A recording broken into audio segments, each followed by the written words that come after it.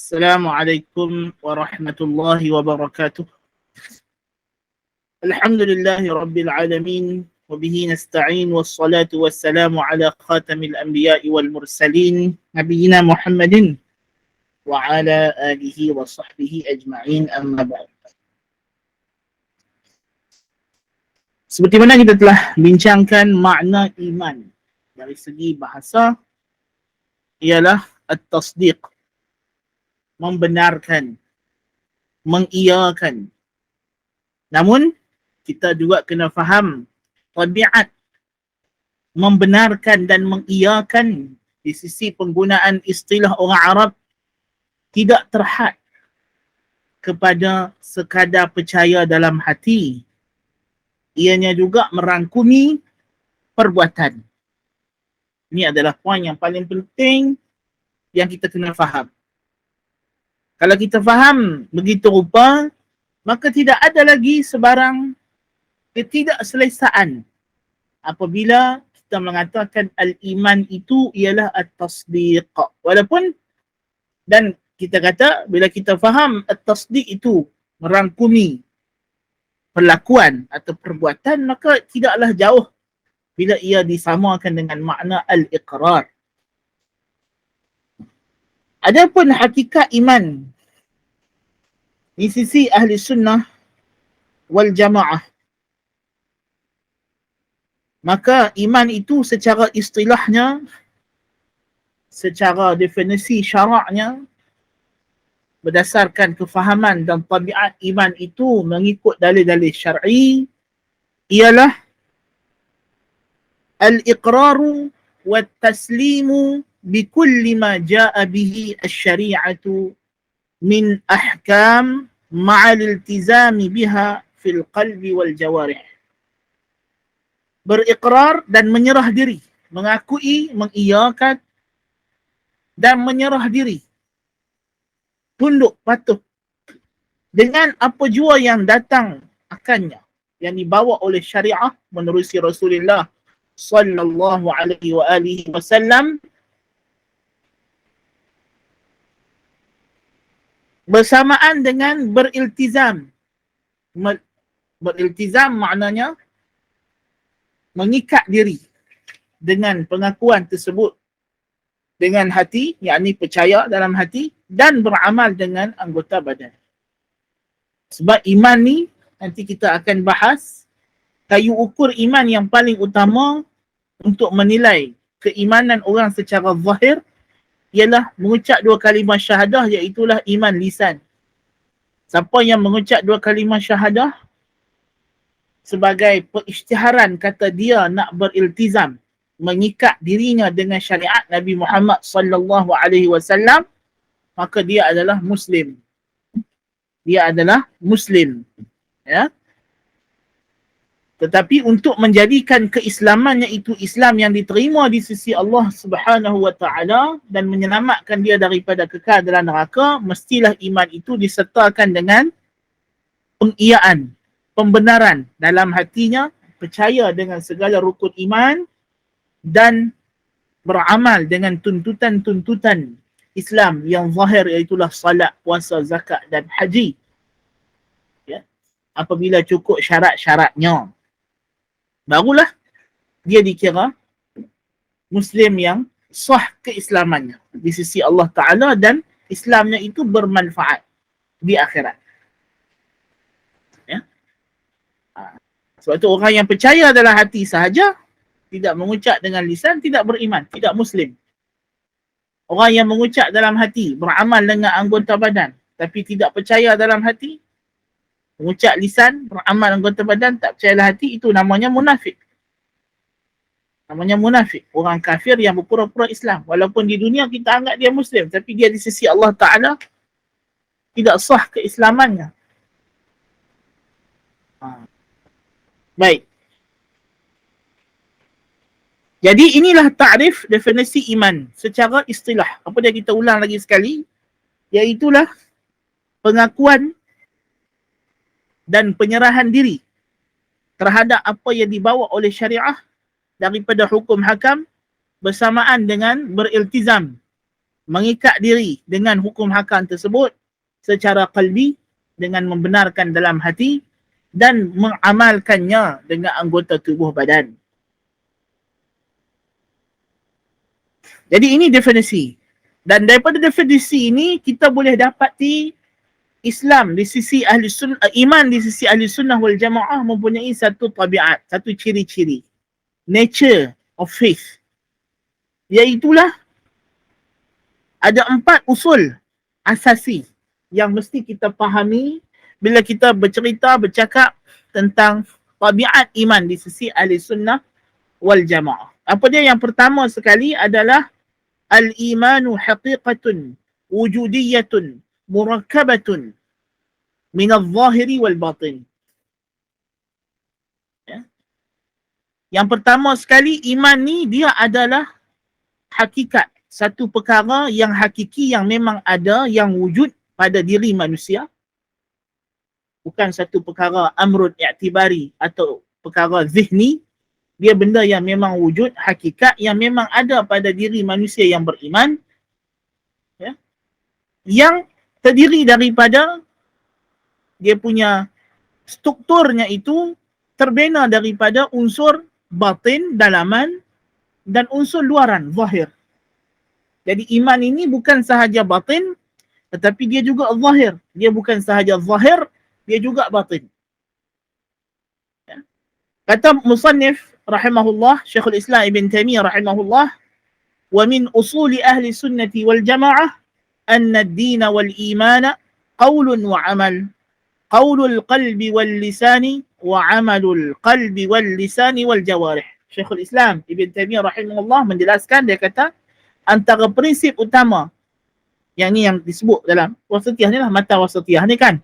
Syekhul Islam kata usul prinsip utama ahli sunnah wal jamaah di antaranya ialah bahawa ad-din, iaitu agama, penyerahan diri kepada Allah, dan iman itu adalah qaulun wa amal, teori dan praktikal.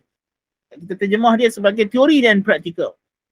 Qaulun di sini maksudnya teori dan amal adalah praktikal. Teori meliputi teori dari sudut kepercayaan hati dan ucapan lisan, iaitu percaya dalam hati, i'tiqad, dan mengucapkan dengan lisan ini mengaku asyhadu an la ilaha illallah wa asyhadu anna muhammadar rasulullah, dan beramal dengan hati, iaitulah emosi, perasaan. Apa dia amalan hati? Siapa nak belajar amalan hati, memang kita sekarang ni pagi-pagi hari Selasa kita ada kelas pukul 8.30 di online. Kita ada kelas amalul qulub, amalan hati. Apa dia amalan hati? Iaitulah perasaan kita kepada Allah Subhanahu wa taala. Rasa cinta, takut dan harap kepada Allah Taala. Itulah yang dipanggil amal qalbi, amalan hati. Dan lisan, dan amalan lisan, zikrullah, baca Al-Quran, ya, amru bin ma'ruf, nahyun anil munkar, ya. Itu semua adalah amal lisan. Wal jawarih, dan anggota tubuh badan yang lain, kaki, tangan, seperti berdiri, rukuk, sujud dalam salat, tawaf, sa'i ketika melakukan umrah dan haji, ya, bergerak, berjalan, pergi ke masjid, ya. Itu semua adalah amal jawarih. Berpuasa, itu amal jawarih. Jadi makna prinsip yang pertama ni, kita nak kata bahawa iman itu adalah sesuatu entiti yang memang benar-benar wujud pada manusia, dan ia terdiri daripada 2 elemen, 2 rukun asasi, 2 kompartmen, iaitulah sisi batin dan sisi zahir. Dan sisi batin ni kita dah sebut tadi, iaitulah i'tiqad, ya, dan juga amal qalbi, perasaan hati. Ini sisi batin. Dan sisi zahir ialah ucapan lisan dan amalan lisan dan amalan anggota badan.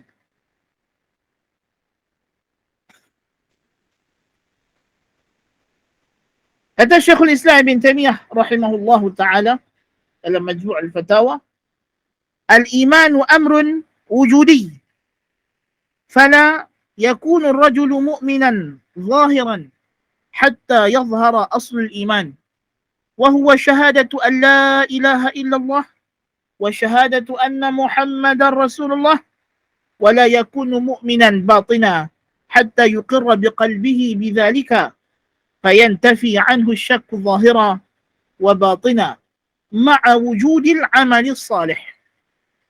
Apa kata Syekhul Islam bin Taimiyah rahimahullah? Iman itu adalah satu perkara yang memang ada pada diri, benda yang memang wujud, dia kena ada pada diri manusia. Dia bukan benda yang bersifat adami. Dia benda ni ada dua, benda wujudi dan benda adami. Benda adami ialah tidak buat, tidak ada. Kalau kita kata syarat untuk orang beriman itu ialah dia tidak itu dan tidak ini dan tidak, itu benda adami. Tapi iman ni dia bukan sekadar tidak, dia mesti ada benda yang kita kena buat. Dia benda yang wujudi. Dia yaqtadi amalan batinan wa zahira. Ya? Dia menuntut untuk adanya satu tindakan, satu perbuatan segi batin dan segi zahir. Kemudian dia kata lagi, dia kata dan tidaklah seorang itu menjadi beriman secara zahir sehingga jelas pada zahirnya iman, asal iman. Seseorang itu we not considered anyone to be a Muslim, to be a mu'min, ya, melainkan unless kita nampak tanda asal iman pada zahirnya, iaitulah apa dia? Dia menyebut dengan lisannya asyhadu an la ilaha illallah wa asyhadu anna Muhammadar Rasulullah. Mengucap dua kalimah syahadah ini adalah iman yang terbit daripada kepercayaan hati yang mesti ada. Ya? Tak mungkin satu orang dia beriman dalam hati tapi dia tidak mengucap sampai sudah. Ini tidak mungkin berlaku. Mustahil wujud. Mustahil berlaku. Dan kalau ada pun orang yang percaya dalam hati tapi tak mau mengakui dengan lisan, maka dia bukan orang yang beriman. Bukan orang yang beriman. Dia tidak dikira mukmin. Inilah yang membezakan ahli sunnah wal jamaah dengan murji'atil asy'ariyah. Yang kita akan bincang nanti pada makamnya. Dan tidaklah seorang itu menjadi mukmin secara batin sehinggalah dia mengakui, berikrar dengan makna la ilaha illallah Muhammadur Rasulullah tadi dengan jiwa kalbunya. Lalu ternafilah daripadanya syak secara zahir dan batin disertai dengan amalan salih. Apa dia amalan salih yang menjadi syarat iman ini? Dia ada dua yang kita nanti kita akan datang makamnya, mungkin kita akan sebut, tapi anda sebut secara ringkas dulu di sini. Dia ada dua, pertama berbentuk adami, yang kedua berbentuk wujudi. Amal yang berbentuk tarki, meninggalkan, dan amal yang berbentuk fi'li, buat. Dia kena meninggalkan syirik akbar. Itu amalan yang pertama yang mesti ada. Dan yang kedua, dia mesti melaksanakan salat. Melaksanakan salat. Macam mana melaksanakan salat ni? Kita akan bahaskan. Pun begitu, kita kena tahu bahawa mengakui iman ini terdiri daripada qaulun wa amal, teori dan praktikal, tidak bersendirian akannya ahli sunnah wal jamaah. Telah menjadi kesepakatan golongan Mu'tazilah dan Khawarij, Al-Wa'idiyah, bahawa iman terdiri daripada qaulun wa amal. Dan menyelisihi isu ini Murji'ah. Tetapi kita akan datang satu isu lagi nanti, satu usul yang lain, yang mana Mu'tazilah dan Khawarij akan berpisah daripada ahli sunnah wal jamaah dalam masalah ini. So Mu'tazilah dengan Khawarij, satu bab mereka bersepakat dengan ahli sunnah wal jamaah. Sebab tu kadang-kadang kita terkeliru dengan golongan Khawarij, menyangka kata mereka ahli sunnah wal jamaah. Menganggap mereka kata mereka ni salafi. Dan mereka ni Khawarij, kilabu ahli nar. Hanya kerana mereka begitu semangat masalahnya menegakkan hukum Allah Ta'ala, apa semua. Ya? Atas alasan mereka iman qaulun wa amal. Tetapi takrir mereka berbeza dengan takrir ahli sunnah wal jamaah. So intabihu, hati-hati. Hati-hati. Ya? Dan berbeza, dan ada satu usul lagi nanti yang akan membezakan ahli sunnah wal jamaah pula dengan dengan Khawarij dan Mu'tazilah. Dan ada lagi satu, dan usul yang pertama ini membezakan Ahli Sunnah wal Jamaah dengan Murji'ah. Di Murji'ah ada dua aliran, dua golongan. Murji'ah yang menghadkan iman pada hati, ini adalah ghulatul Murji'ah, Murji'ah yang melampau, dan Murji'ah yang menghadkan iman itu pada hati dan lisan, tidak pada amal anggota badan secara penamaan, walaupun mereka memasukkan amalan anggota badan ke dalam iman secara kelaziman. Inilah Murji'atul Fuqaha, Murji'ah Ahli Sunnah. Setengah orang dia kata macam mana jadi Murji'ah Ahli Sunnah. Kita kata ni Syekhul Islam Ibn Taimiyah yang pakai adalah Majmu' Fatawa Ibn Taimiyah sebut dia pun Murji'ah Ahli Sunnah. Dia nak bangkang Syekhul Islam Ibn Taimiyah, bangkang ulama-ulama lain yang besar-besar. Sebab mereka ni disebut Murji'ah kerana persamaan zahir mereka, bukannya mereka itu betul-betul mengikut akidah Murji'ah Ahli Kalam, tapi mereka ada ucapan mereka tu nak macam Murji'ah. Kita akan datang nanti perbincangannya, apa dia Murji'ah, apa dia asal usul dia, macam mana bahagian-bahagian dia. Itu kita akan ada pada maqam nanti, kita insya-Allah taala kalau ada kesempatan mungkin kita akan huraikan.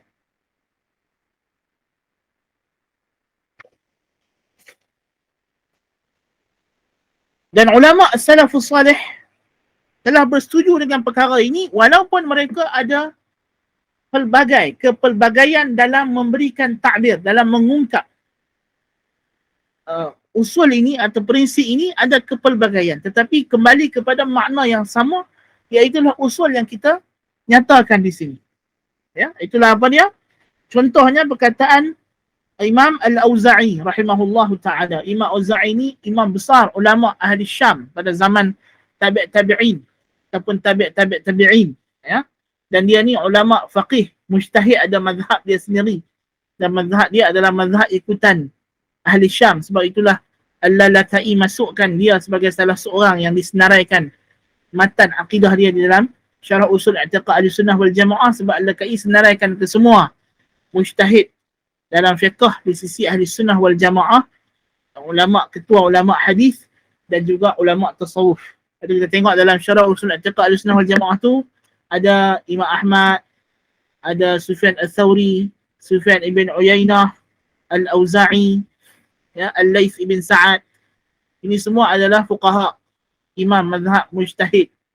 Ada Ibn Ma'in selaku ulama hadis yang besar. Ada Al-Bukhari, Amirul Mu'minin fil hadis, dan diletakkan juga Sahal At-Tustari. Sahal Tustari mewakili Sufi Ahli Sunnah wal Jamaah. Ya. Jadi Al-Auza'i kata apa? Adraktu man adraktu min sadri hadhihi al-ummah wa la yufarriquna baina al-iman wal amal wa la ya'udduna adh-dhunuba kufran wa la shirka. Wa qala al-iman wal amalu kahatayn wa qala bi isbi'ayhi la imana illa bi amal wa la amala illa bi iman. Dia kata, aku telah bertemu dengan para ulama, aku belajar, aku mengaji dengan para ulama yang awal daripada umat ini, ulama salafus salih, dan tidaklah mereka itu memisahkan antara iman dengan amal, yakni amal salih lah.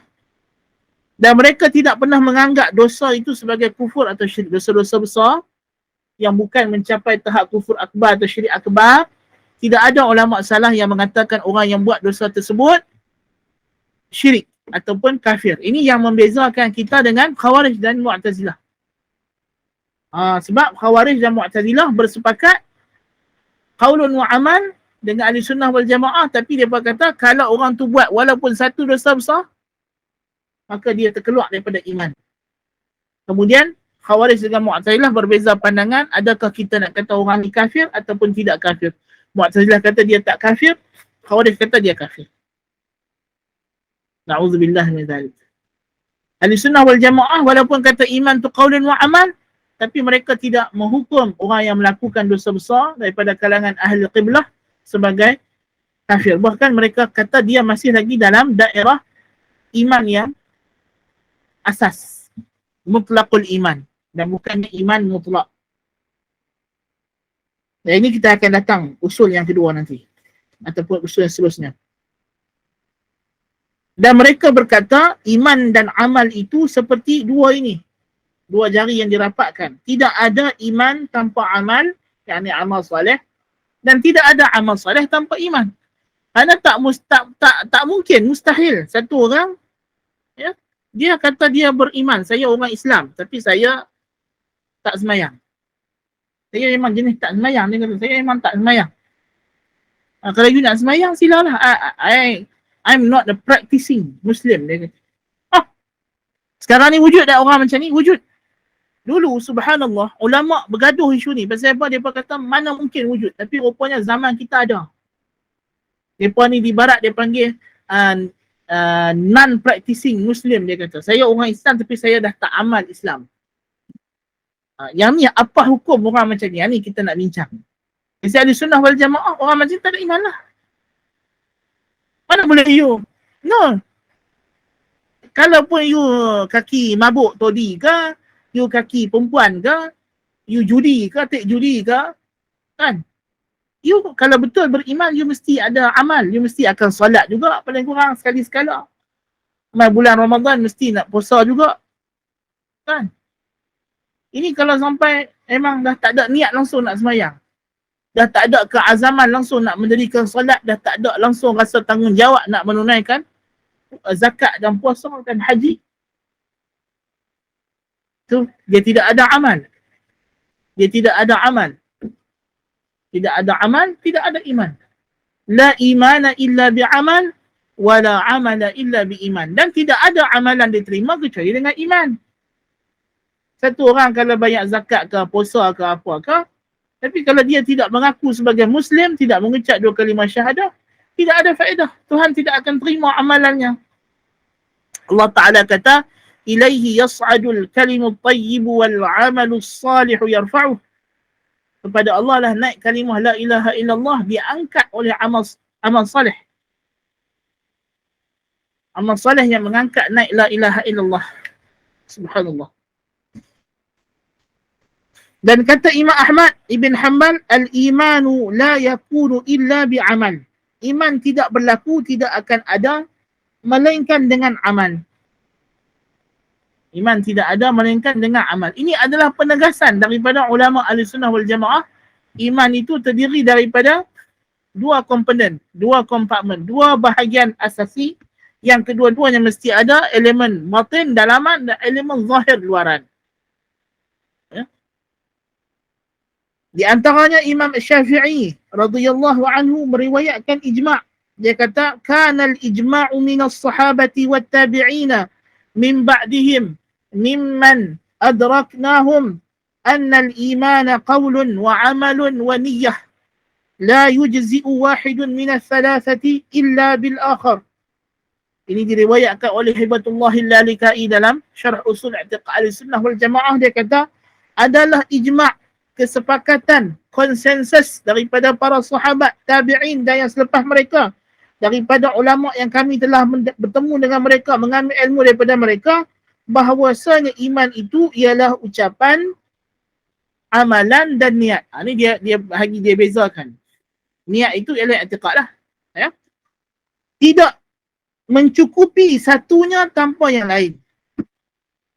Mesti ada tiga-tiga ni. Ada i'tiqad, ada ucapan lisan, mengucap kalimah syahadah, ada amalan. Amalan hati dan amalan anggota badan. Walaupun ayatnya sedikit berbeza dengan Al-Auza'i, dengan Imam Ahmad, tapi konteks dan kontennya sama. Bahawa iman itu ada dua bahagian, dalaman dan luaran. That's the point. Itu yang kita nak. Dan memang banyak lagi lah perkataan ulama salafus salih berkenaan masalah ini, tapi kita dah dapat poinnya, ya. Dan telah dihikayatkan ijma' oleh Imam Syafi'i, oleh Ibn Abdul Bar juga meriwayatkan perkara yang sama. Dia kata ajma'a ahlul fiqh wal hadith ala anna al-iman qawlun wa amal. Telah berlakulah ijma' ulama fiqh dan hadis bahawa iman itu ucapan dan amalan. wala amala illa biniyah, dan tidak ada amal kecuali dengan niat, dengan i'tiqad. Wal imanu indahum yazidu wa yanqus, iman itu boleh bertambah dan berkurang.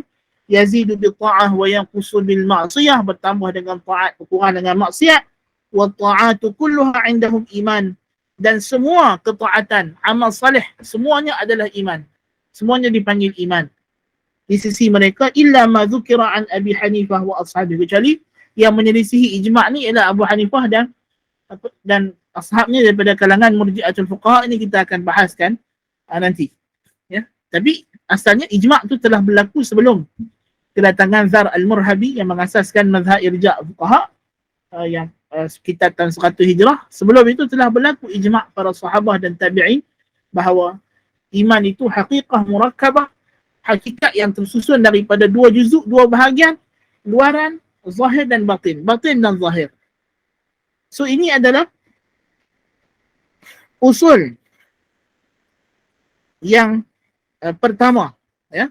Usul yang pertama daripada prinsip-prinsip asasi dalam memahami iman. Dan ada lagi beberapa perkara yang berkaitan dengan usul yang pertama ini yang kita akan bincangkan pada kelas yang akan datang biiznillah ta'ala. Kalau tidak ada apa-apa yang melintang, kita bercukupan sekadar itu dulu untuk malam ini. Mana akan kita memberi laluan kepada Isya, ya. Jadi kita berhenti sekadar itu dulu. Mudah-mudahan apa yang disampaikan beri manfaat kepada kita semua. Aqulu qawli hadza wa astaghfirullahal azim li wa lakum. Subhanakallahumma bihamdika asyhadu an la ilaha illa anta astaghfiruka wa atubu ilaik. Assalamualaikum warahmatullahi wabarakatuh.